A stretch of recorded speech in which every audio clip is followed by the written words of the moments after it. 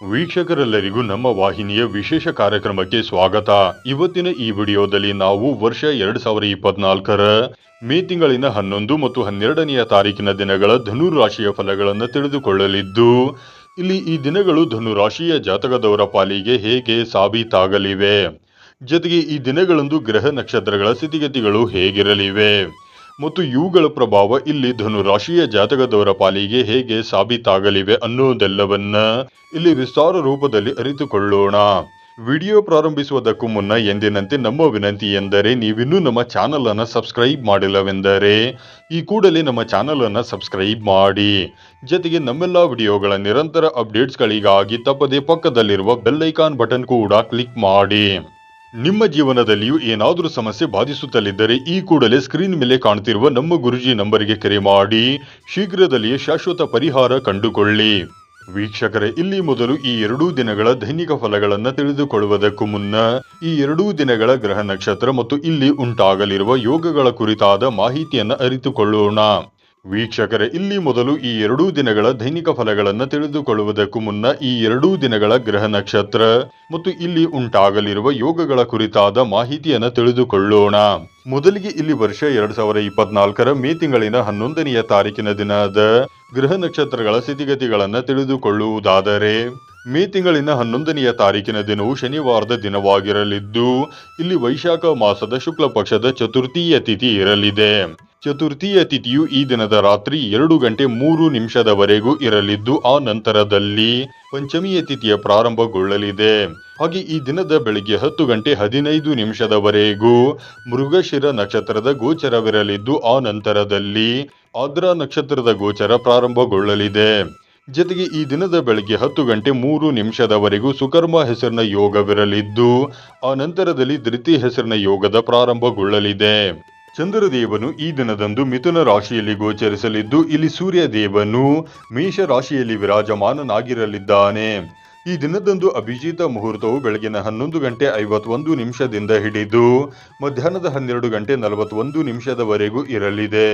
ಇದರ ನಂತರದಲ್ಲಿ ಇಲ್ಲಿ ಮೇ ತಿಂಗಳಿನ 12ನೆಯ ತಾರೀಕಿನ ದಿನದ ಗ್ರಹ ನಕ್ಷತ್ರ ಮತ್ತು ಯೋಗಗಳ ಕುರಿತಾದ ಮಾಹಿತಿಯನ್ನು ತಿಳಿದುಕೊಳ್ಳುವುದಾದರೆ, ಮೇ ತಿಂಗಳಿನ 12ನೆಯ ತಾರೀಕಿನ ದಿನವು ಭಾನುವಾರದ ದಿನವಾಗಿರಲಿದ್ದು, ಇಲ್ಲಿಯೂ ಕೂಡ ವೈಶಾಖ ಮಾಸದ ಶುಕ್ಲ ಪಕ್ಷದ ಪಂಚಮಿಯ ತಿಥಿ ಇರಲಿದೆ. ಪಂಚಮಿಯ ತಿಥಿಯು ಈ ದಿನದ ರಾತ್ರಿ 2:03 ಇರಲಿದ್ದು, ಆ ನಂತರದಲ್ಲಿ ಷಷ್ಠಿಯ ತಿಥಿಯ ಪ್ರಾರಂಭಗೊಳ್ಳಲಿದೆ. ಹಾಗೆ ಈ ದಿನದ ಬೆಳಗ್ಗೆ 10:07 ಆದ್ರಾ ನಕ್ಷತ್ರದ ಗೋಚರವಿರಲಿದ್ದು, ಆ ನಂತರದಲ್ಲಿ ಪುನರ್ವಸು ನಕ್ಷತ್ರದ ಗೋಚರ ಪ್ರಾರಂಭಗೊಳ್ಳಲಿದೆ. ಜೊತೆಗೆ ಈ ದಿನದ ಬೆಳಗ್ಗೆ 8:34 ಧೃತಿ ಹೆಸರಿನ ಯೋಗವಿರಲಿದ್ದು, ಆ ನಂತರದಲ್ಲಿ ಶೂಲ ಹೆಸರಿನ ಯೋಗದ ಪ್ರಾರಂಭಗೊಳ್ಳಲಿದೆ. ಚಂದ್ರದೇವನು ಈ ದಿನದಂದು ಕೂಡ ಮಿಥುನ ರಾಶಿಯಲ್ಲಿಯೇ ಗೋಚರಿಸಲಿದ್ದು, ಇಲ್ಲಿ ಸೂರ್ಯ ದೇವನು ಕೂಡ ಮೇಷ ರಾಶಿಯಲ್ಲಿಯೇ ವಿರಾಜಮಾನನಾಗಿರಲಿದ್ದಾನೆ. ಇನ್ನು ಈ ದಿನದಂದು ಅಭಿಜಿತ ಮುಹೂರ್ತವು ಬೆಳಗಿನ 11:51 ಹಿಡಿದು ಮಧ್ಯಾಹ್ನದ 12:41 ಇರಲಿದೆ. ವೀಕ್ಷಕರೇ, ಇದು ಈ 2 ದಿನಗಳ ಗ್ರಹ ನಕ್ಷತ್ರ ಮತ್ತು ಯೋಗಗಳ ಕುರಿತಾಗಿರುವ ಮಾಹಿತಿಯಾಗಿದ್ದು, ಈ ಮಾಹಿತಿಯನ್ನೇ ಆಧರಿಸಿ ಈಗ ಈ ದಿನಗಳ ಧನು ರಾಶಿಯ ಫಲಗಳನ್ನು ತಿಳಿದುಕೊಳ್ಳೋಣ. ಮೊದಲಿಗೆ ಇಲ್ಲಿ ಮೇ ತಿಂಗಳಿನ 11ನೆಯ ತಾರೀಕಿನ ದಿನದ ಧನು ರಾಶಿಯ ಫಲಗಳನ್ನು ತಿಳಿದುಕೊಳ್ಳುವುದಾದರೆ, ಈ ದಿನದಂದು ಚಂದ್ರದೇವನು ಮಿಥುನ ರಾಶಿಯ ಮೂಲಕ ನಿಮ್ಮ ಸಪ್ತಮ ಭಾವದಲ್ಲಿ ಗೋಚರಿಸಲಿದ್ದಾನೆ. ಹೀಗಾಗಿ ಇಲ್ಲಿ ನಿಮ್ಮ ಕೆಲಸ ಕಾರ್ಯಗಳಲ್ಲಿ ನಿಮಗೆ ಖಂಡಿತ ಶ್ರದ್ಧೆ ಮತ್ತು ಏಕಾಗ್ರತೆಯ ಪ್ರಾಪ್ತಿ ಉಂಟಾಗಲಿದೆ. ಈ ದಿನದಂದು ನೀವು ಯಾವ ಕಾರ್ಯವನ್ನು ಪ್ರಾರಂಭಿಸುತ್ತೀರೋ ಆ ಎಲ್ಲ ಕಾರ್ಯಗಳು ನಿರ್ವಿಘ್ನವಾಗಿ ನೆರವೇರಲಿವೆ. ಈ ಹಿಂದಿನ ದಿನಗಳಂದು ನೀವು ನಿಮ್ಮ ಕೆಲಸ ಕಾರ್ಯಗಳ ಪ್ರತಿ ಹೊಂದಿದ್ದ ಬೇಜವಾಬ್ದಾರಿತನದ ಅಂತ್ಯ ಈ ದಿನದಂದು ಉಂಟಾಗಲಿದೆ. ಇಲ್ಲಿ ನೀವು ನಿಮ್ಮ ಕೆಲಸ ಕಾರ್ಯಗಳಲ್ಲಿ ಸಾಕಷ್ಟು ಫೋಕಸ್ಡ್ ಆಗಿ ಕಂಡು ಬರಲಿದ್ದೀರಿ.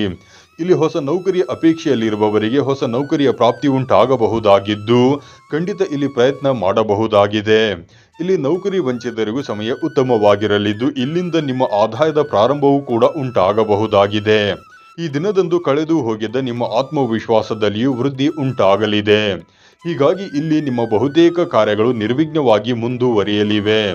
ಜೊತೆಗೆ ಈ ದಿನದಂದು ನಿಮ್ಮ ಯಾತ್ರೆಗಳು ಕೂಡ ಅಡೆತಡೆ ರಹಿತವಾಗಿ ಕಂಡು ಬರಲಿವೆ.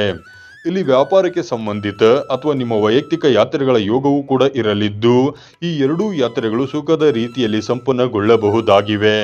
ಈ ದಿನದಂದು ನಿಮ್ಮ ವೈವಾಹಿಕ ಜೀವನದಲ್ಲಿಯೂ ಸಾಕಷ್ಟು ಸಂತಸ ಕಂಡು ಬರಲಿದ್ದು ಇಲ್ಲಿ ಸಮಯ ಸಾಕಷ್ಟು ರೊಮ್ಯಾಂಟಿಕ್ ಆಗಿ ಸಾಬೀತಾಗಲಿದೆ. ಇಲ್ಲಿ ವರ ಕನ್ಯೆಯನ್ನ ನೋಡುವ ಅಥವಾ ತೋರಿಸುವ ಪ್ರಕ್ರಿಯೆ ಮಾಡುವಿರಾದರೆ ಉತ್ತಮ ಜೀವನ ಸಂಗಾತಿಯ ಆಯ್ಕೆಯೂ ಕೂಡ ಉಂಟಾಗಲಿದೆ. ಈ ವಿಶೇಷ ದಿನದಂದು ನಿಮಗೆ ಎರಡನೆಯ ಸಂತಾನ ಸಂಬಂಧಿಯು ದೊಡ್ಡ ಖುಷಿಯ ಸಮಾಚಾರದ ಪ್ರಾಪ್ತಿ ಉಂಟಾಗಬಹುದಾಗಿದೆ. ಇಲ್ಲಿ ನಿಮಗೆ ಸ್ಟಾಕ್ ಮಾರ್ಕೆಟ್, ಕಮ್ಯುನಿಟಿ ಸೆಕ್ಟರ್ನಲ್ಲಿಯೂ ಭರಪೂರ ಆದಾಯದ ಪ್ರಾಪ್ತಿ ಉಂಟಾಗಲಿದೆ. ಜೊತೆಗೆ ಇಲ್ಲಿ ಲಾಟರಿಯಂತಹ ವಿಷಯದಲ್ಲಿಯೂ ಉತ್ತಮ ಫಲಗಳು ನಿಮ್ಮದಾಗಬಹುದಾಗಿವೆ. ಈ ದಿನದಂದು ದೈನಂದಿನ ಆದಾಯದಲ್ಲಿಯೂ ವೃದ್ಧಿ ಉಂಟಾಗಬಹುದಾಗಿದ್ದು ಇಲ್ಲಿ ಸಾಮಾನ್ಯಕ್ಕಿಂತಲೂ ಹೆಚ್ಚು ಆದಾಯದ ಪ್ರಾಪ್ತಿ ನಿಮ್ಮದಾಗಿರಲಿದೆ. ಜೊತೆಗೆ ಈ ದಿನದಂದು ನಿಮಗೆ ಗುಪ್ತಧನದ ಪ್ರಾಪ್ತಿಯೂ ಕೂಡ ಉಂಟಾಗಬಹುದಾಗಿದೆ. ಈ ವಿಶೇಷ ಸಮಯಾವಧಿಯಲ್ಲಿ ನಿಮಗೆ ಹೊಸ ಮಿತ್ರರು, ಹೊಸ ಸಂಬಂಧಗಳ ಪ್ರಾಪ್ತಿಯೂ ಕೂಡ ಉಂಟಾಗಲಿದೆ. ಹಾಗೆ ಇಲ್ಲಿ ನೀವು ಧರ್ಮ ಕರ್ಮಗಳ ಪ್ರತಿ ಹೆಚ್ಚು ಆಸಕ್ತರಾಗಿರಲಿದ್ದು ದಾನ ಪುಣ್ಯದಂತಹ ಕಾರ್ಯದಲ್ಲಿ ನಂಬಿಕೆ ಉಂಟಾಗಲಿದೆ. ಇನ್ನು ಇದರ ನಂತರದಲ್ಲಿ ಇಲ್ಲಿ ಮೇ ತಿಂಗಳಿನ 12ನೇ ತಾರೀಕಿನ ದಿನದ ಕುರಿತಾಗಿ ತಿಳಿದುಕೊಳ್ಳುವುದಾದರೆ ಈ ದಿನದಂದು ಕೂಡ ಚಂದ್ರದೇವನು ಮಿಥುನ ರಾಶಿಯ ಮೂಲಕ ನಿಮ್ಮ ಸಪ್ತಮ ಭಾವದಲ್ಲಿಯೇ ಗೋಚರಿಸಲಿದ್ದಾನೆ.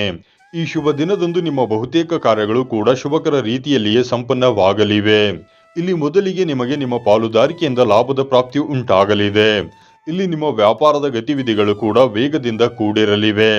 ಇಲ್ಲಿ ನಿಮ್ಮ ಸರ್ಕಾರಿ ಕಾರ್ಯಗಳು ಕೂಡ ಈ ದಿನದಂದು ಸಂಪನ್ನವಾಗಲಿವೆ. ಜೊತೆಗೆ ಇಲ್ಲಿ ನಿಮ್ಮ ಕಾಗದ ಪತ್ರಗಳ ವ್ಯವಹಾರಗಳು ಕೂಡ ನಿರ್ವಿಘ್ನವಾಗಿ ಮುನ್ನಡೆಯಲಿವೆ. ಇಲ್ಲಿ ನೌಕರಿಯಿಂದ ವಂಚಿತರಾದವರು ಕೂಡ ಖಂಡಿತ ಪ್ರಯತ್ನಿಸಬೇಕಿದ್ದು ಈ ದಿನದಂದು ನಿಮ್ಮ ಆದಾಯದ ಪ್ರಾರಂಭವೂ ಕೂಡ ಇಲ್ಲಿ ಉಂಟಾಗಲಿದೆ.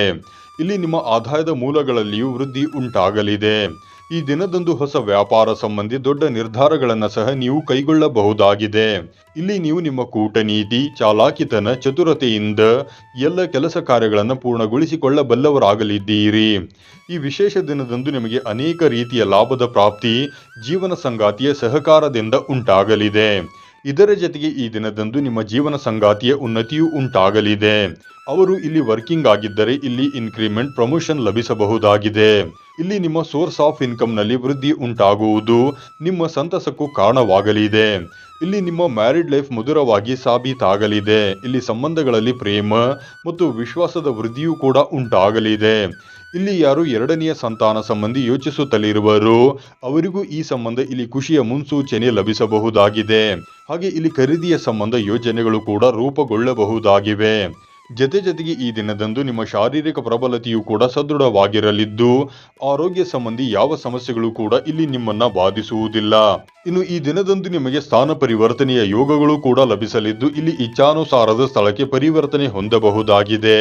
ಜೊತೆಗೆ ಇಲ್ಲಿ ವಿದ್ಯಾರ್ಥಿಗಳಿಗೂ ಉಚಿತ ಪರಿಣಾಮಗಳು ಲಭಿಸಲಿದ್ದು ಇಲ್ಲಿ ಖಂಡಿತ ವಿದ್ಯಾರ್ಥಿಗಳಿಗೆ ಏಕಾಗ್ರತೆಯ ಪ್ರಾಪ್ತಿ ಉಂಟಾಗಲಿದೆ.